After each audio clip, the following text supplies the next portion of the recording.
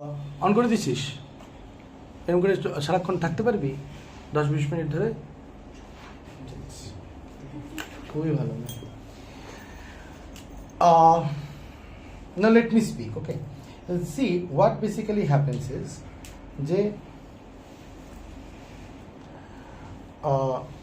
let me make you understand.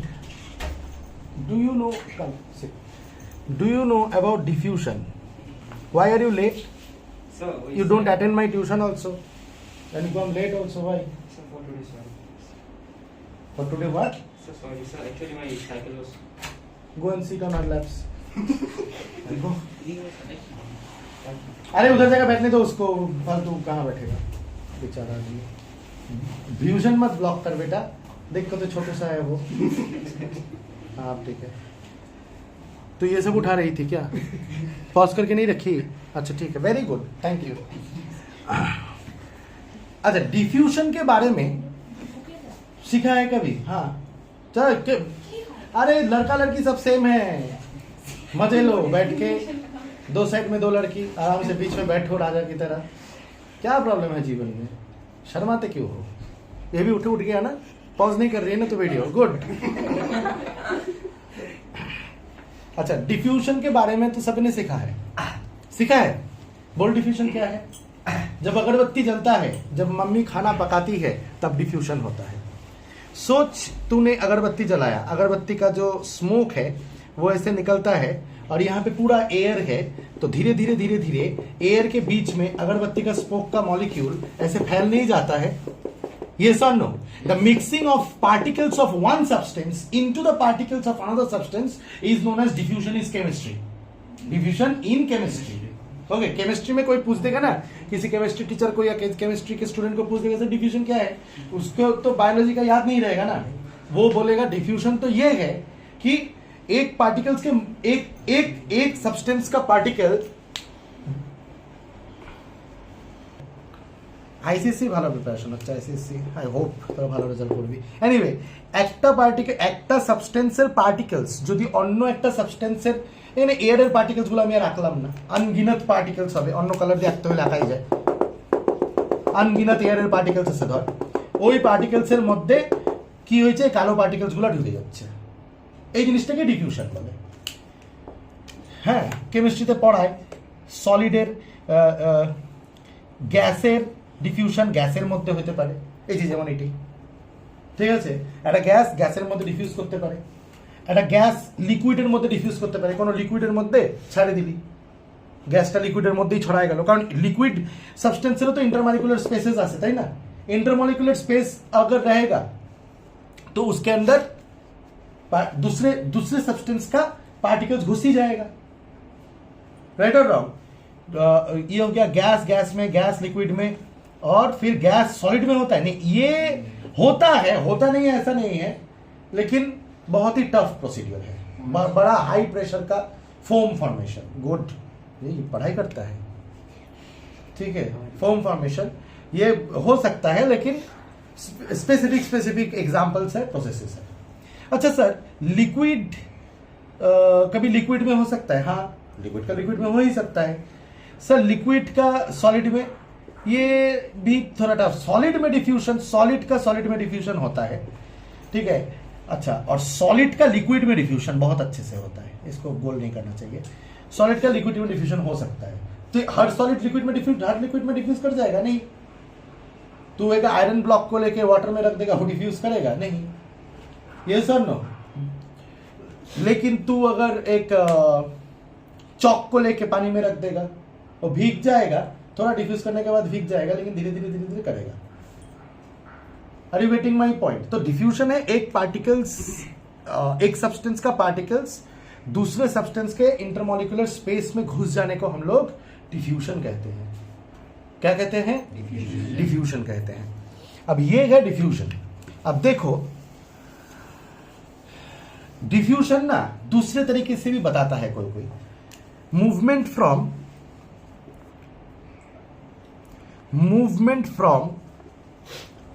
Higher concentration to lower concentration.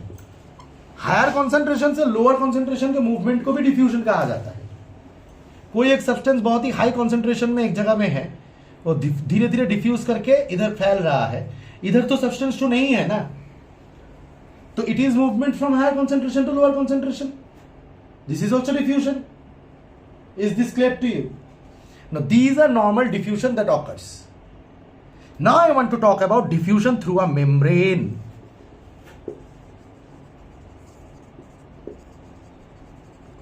So what is diffusion through a membrane? अगर एक cell membrane या कोई भी membrane है, सोच मेम्ब्रेन रखा है तो, जो कि एक सेमी परमिएबल मेम्ब्रेन है. मेम्ब्रेन के एक साइड में एक सब्सटेंस का कॉन्सेंट्रेशन बहुत हाई है. कॉन्सेंट्रेशन हाई है मतलब नंबर ऑफ मॉलिक्यूल्स हाई है. सिंपल बात. क्लास 9th में इतना जानना इनफ है. ये समझ अगर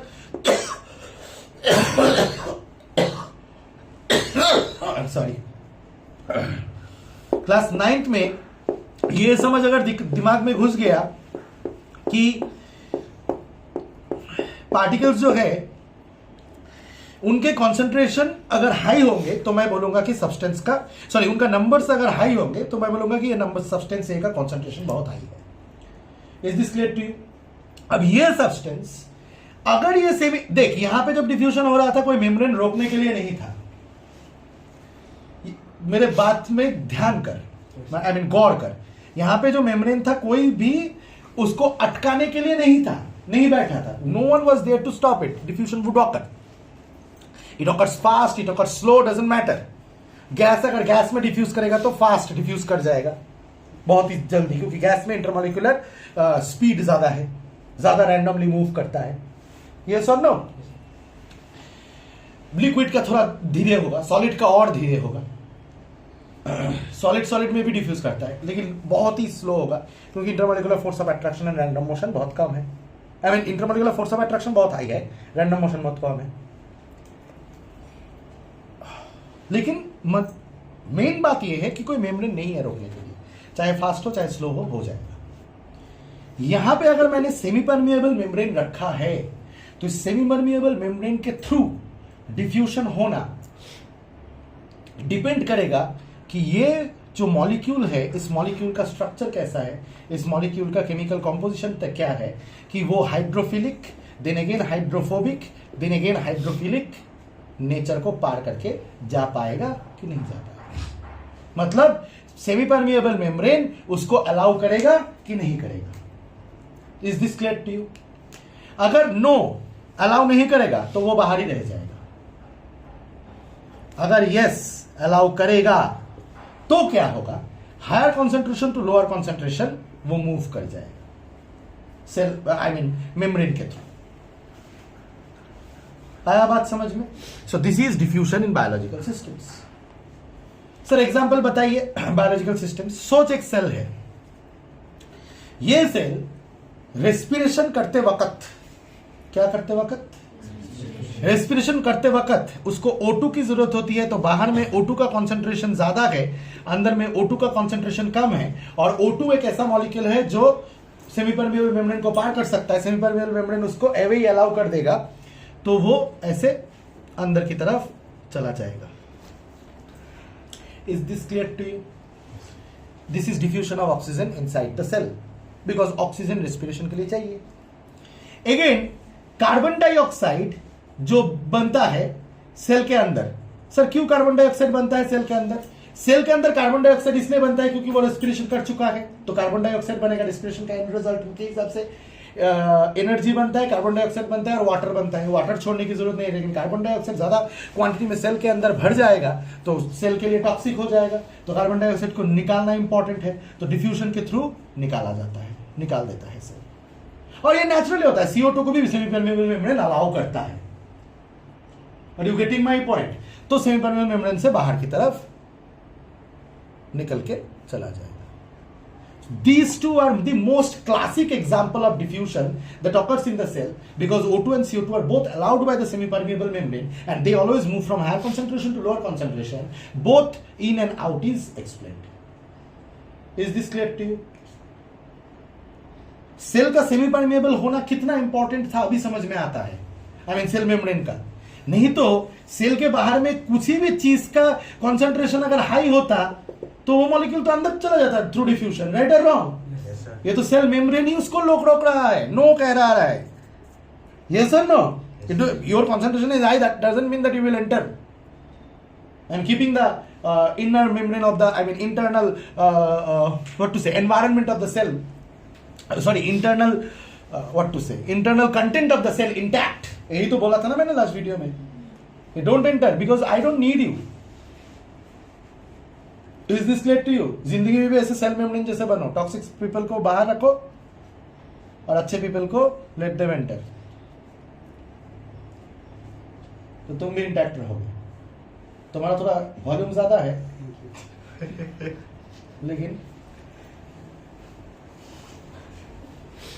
ओके. इतना समझ में आया? ये है नॉर्मल डिफ्यूजन. क्या है ये? एग्जाम्पल भी समझ में आ गया होगा. एक होता है facilitated diffusion. Sir facilitated diffusion क्या है? ये फैसिलिटेटेड डिफ्यूजन, देखो फैसिलिटेटेड डिफ्यूजन क्या है मैं बताती हूं तुम लोगों को, बताता हूं, सॉरी. ऐसे इतने शुद्ध हिंदी में पढ़ा रहा हूं, वही इनफ नहीं है क्या? हाँ, थोड़ा तो ये सब मिस्टेक होगा. हाँ, इंस्टाग्राम करो फोन में बेटा, क्लास में बैठ के करो, अच्छा होगा तुम्हारे. फैसिलिटेटेड डिफ्यूजन बताओ क्या होता है? सोच कि बाहर में कंसंट्रेशन ज्यादा है, ठीक है, और सेल मेम्ब्रेन इसको अलाउ नहीं करता. क्या बोला मैंने? अलाउ नहीं करता. तो वो जो ट्रांसमेम्ब्रेन प्रोटीन है, ट्रांसमेम्ब्रेन प्रोटीन के through higher concentration to lower concentration move करता है. आया बात समझ में? Is this clear to you? तो इस चीज को क्या बोलूंगा? Facilitated diffusion. मतलब डिफ्यूजन तो हो रहा है, higher concentration to lower concentration, molecules move करके आ रहे हैं अंदर की तरफ, ठीक है, मॉलिक्यूल्स मूव करके higher concentration to lower concentration, molecules move करके अंदर की तरफ आ रहे हैं.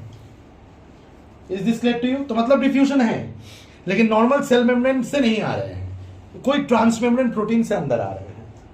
तब मैं क्या बोलूंगा उस चीज को? Facilitated diffusion. याद रहेगा? हाँ, फैसिलिटेटेड, फैसिलिटी दिया है ना, फैसिलिटी प्रोवाइड किया है ना जाने के लिए. अब याद रहेगा facilitated diffusion. Is this clear to you?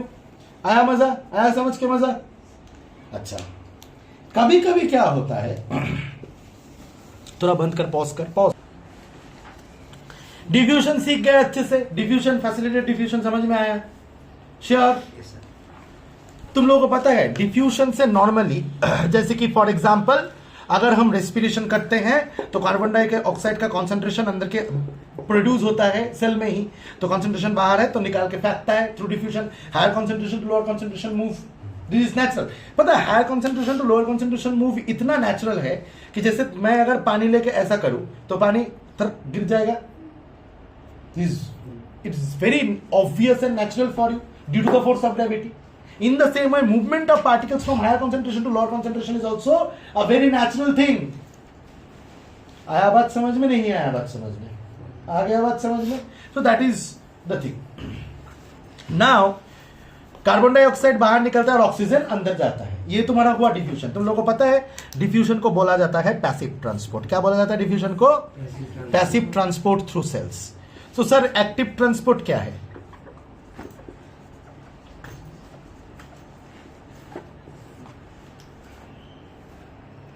Active transport क्या है? अगर पैसिव ट्रांसपोर्ट ये है, देन एक्टिव ट्रांसपोर्ट क्या है? राइट और रॉन्ग? क्योंकि आपने पढ़े ऐसी अभी पढ़ाया कि diffusion is passive transport. Active, देख जब पैसिव ट्रांसपोर्ट हो रहा है, जब डिफ्यूजन हो रहा है, कहीं भी मैंने क्या बोला अभी कि इट्स वेरी नेचुरल. जैसे पानी ऐसे फेंकता हूं, ऊपर से पानी नीचे गिरेगा, ठीक है. जीत को पकड़ के अगर बोलूं कि देख वहां पे 4 लड़की खड़ी है, और नेचुरली उधर चला जाएगा, नेचुरल फोर्स, ठीक है. अगर मैं देयाशी को लेके फेंकूंगा इस 4 माले की बिल्डिंग से, तो नेचुरली नीचे गिरेगा. Diffusion is a very natural process. Higher concentration to lower concentration move, बाहर मूव करे, अंदर मूव करे, राइट? आया बात समझ में? कहीं पे भी एनर्जी इनपुट करने की जरूरत है नहीं है, इसीलिए पैसिव ट्रांसपोर्ट है। यानी कि sir the transport done by utilising ATP, the transport done by utilising, and that is active transport. Yes or no?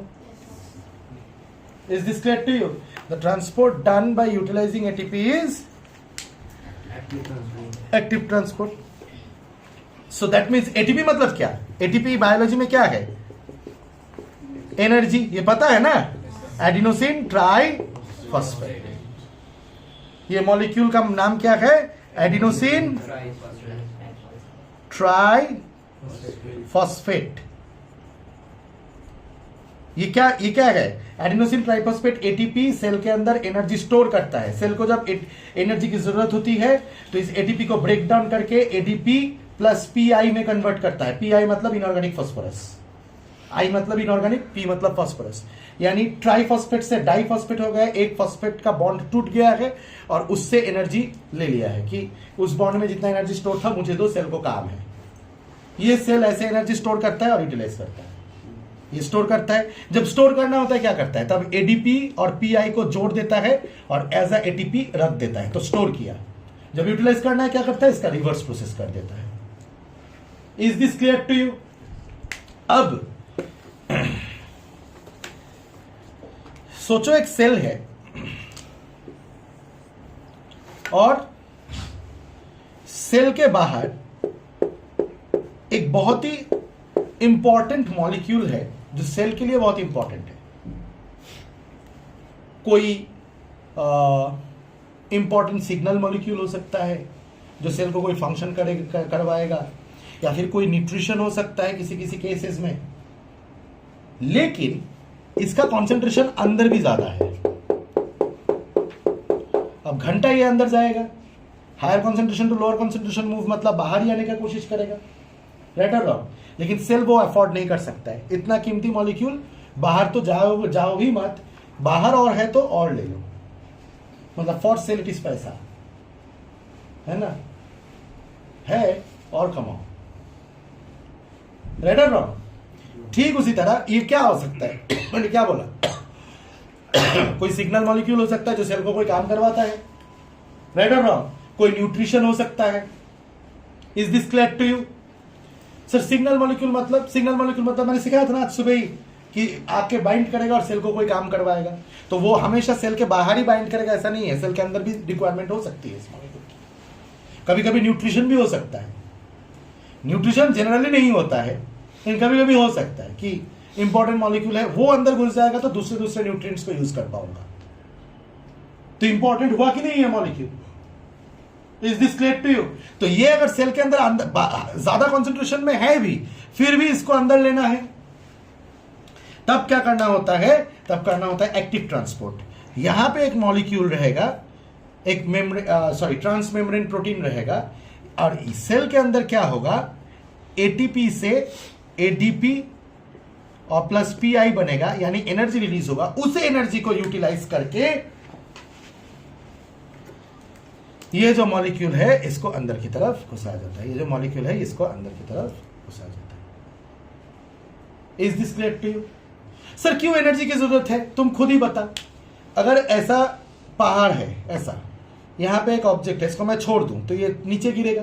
This is like diffusion, moving from higher energy level to lower energy level और higher concentration to lower concentration. उसको ढकेल के ऊपर लेना है तो तेरे को एनर्जी इनपुट करना है कि नहीं करना है? ये सर नो, इसको ढकेल के ऊपर लेना है तो एनर्जी इनपुट करना है। तो ठीक उसी तरह lower concentration to higher concentration move करा रहे हो ट्रांसमेम्ब्रेन प्रोटीन से एटीपी को यूटिलाइज करके, तो उस चीज को हम लोग क्या कहते हैं? Active transport. एक्टिव ट्रांसपोर्ट के 3 पार्ट्स होते हैं, सिम्पोर्ट, एंटीपोर्ट, यूनिपोर्ट। अब बोलोगे सर पूरा बायोलॉजी एक दिन में पढ़ा दो, नहीं चाहिए तुम लोगों को ये सब, तो नहीं, लेकिन यार 3 टाइप के होते हैं, वो सब हायर क्लासेस में चाहिए होता है। इतना समझ गए हो ना? बहुत है, मजा आ जाएगा तुम। Is this clear to you? समझा तू? क्लियर हुआ? कितना मिनट का वीडियो हुआ? Okay, so this video up to this much. I'll do again next another video.